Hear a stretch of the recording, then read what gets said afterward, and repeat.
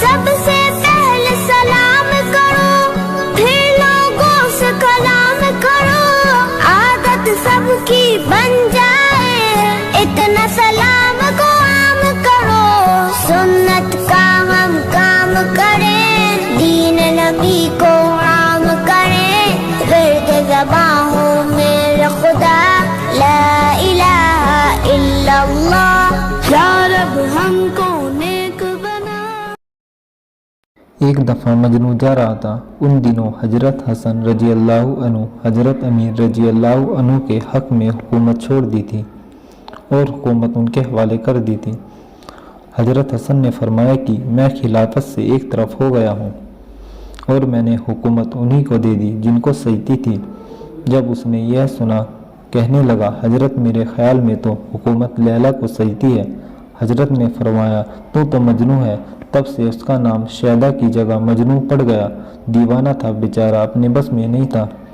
ایک بار اس کے باپ نے کہا کہ بیٹا بہت بدنامی ہو گئی، اب دعا مانگ، اللہ لیلا کی محبت میرے دل سے نکال دیجئے، ختم کر دیجئے۔ اس نے فوراً ہاتھ اٹھایا اور دعا مانگی، یہ اللہ لیلا کی محبت اور بڑھا دیجئے۔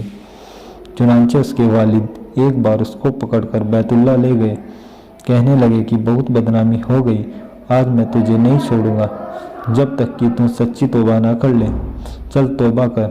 یہ توبہ کرنے لگا تو اس نے کہا، اللہ میں نے ہر گناہ سے توبہ کر لی ہے لیکن لیلا کی محبت سے توبہ نہیں کرتا۔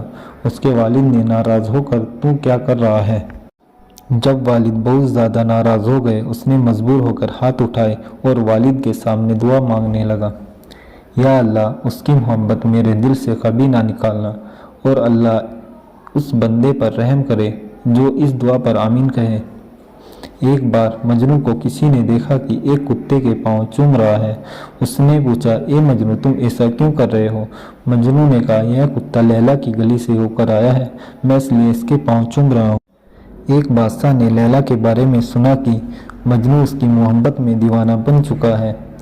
راجا کے دل میں خیال پیدا ہوا کہ میں لیلا کو دیکھوں تو صحیح۔ جب اس نے دیکھا تو اس کا رنگ کالا تھا اور شکل بھدی تھی، وہ اتنی کالی تھی کہ اس کے ماں باپ نے لیلا کالی ہونے کی وجہ سے اس کو لیلا کالی کا نام دیا۔ لیلا کے بارے میں بادشاہ کا خیال تھا کہ وہ بڑی نازنین اور پری جیسے چہرے کی ہوگی، مگر جب اس نے لیلا کو دیکھا تو اس نے کہا، تو دوسری عورتوں سے تو زیادہ خوبصورت نہیں ہے۔ جب بادشاہ نے یہ کہا تو لیلا نے جواب میں کہا، خاموش ہو جا، تیرے پاس مجنو کی آنکھیں نہیں ہیں، اگر مجنو کی آنکھیں ہوتی تو تجھے اس دنیا میں میرے جیسا خوبصورت کوئی نظر نہ آتا۔ اس طرح میرے دوستوں، محبت الہی کی آنکھوں سے اس کی کائنات کو دیکھو گے تو ہر جگہ جمال خداوندی نظر آئے گی۔ مولانا رومی رحمۃ اللہ علیہ فرماتے ہیں کہ ایک بار میں نے دیکھا کہ ایک آدمی ریت کے ڈھیر پر بیٹھا ہوا کچھ لکھ رہا ہے۔ اس پر انہوں نے کہا، جنگل میں ایک آدمی نے ایک بار مجنو کو دیکھا کہ غم کے بیابان میں اکیلا بیٹھا ہوا تھا۔ ریت کو اس نے کاغذ بنایا ہوا تھا اور اپنی انگلی کو قلم اور کسی کو خط لکھ رہا تھا۔ اس نے پوچھا کہ اے مجنو شیدا، تو کیا لکھ رہا ہے؟ تو کس کے نام یہ خط لکھ رہا ہے؟ مجنو نے کہا، لیلا کے نام کی مشق کر رہا ہوں، اس کے نام کو لکھ کر اپنے دل کو تسلی دے رہا ہوں۔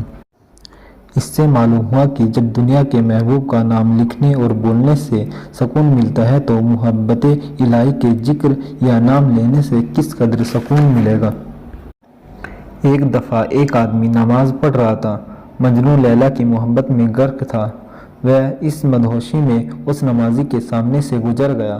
اس نمازی نے نماز پوری کر کے مجنو کو پکڑ لیا، کہنے لگا، تو نے میری نماز خراب کر دی، میرے سامنے سے گزر گیا، تجھے اتنا نظر نہیں آیا کہ تمہارے سامنے کوئی نماز پڑھ رہا ہے؟ مجنو نے کہا، خدا کے بندے، میں مخلوق کی محبت میں گرفتار ہوں، مگر وہ محبت اتنی حاوی ہوئی کہ مجھے پتہ نہ چلا کہ میں کسی کے سامنے سے گزر رہا ہوں، اور تو خالق کی محبت میں گرفتار ہو کر نماز پڑھ رہا تھا، تجھے اپنے سامنے سے جانے والوں کا پتہ چل رہا تھا۔ اس سے ہمیں یہی سیکھ ملتی ہے کہ ہم جتنا پیار اپنے کاروبار سے، بزنس سے اور اللہ کی مخلوق سے کرتے ہیں، اگر ہم اتنا ہی پیار اپنے رب سے، اپنے پیدا کرنے والے سے کریں تو ہمیں دنیا میں بھی عزت نصیب ہوگی اور آخرت میں بھی عزت نصیب ہوگی۔ اللہ تعالی ہمیں کہنے سے زیادہ عمل کی توفیق عطا فرمائے، آمین۔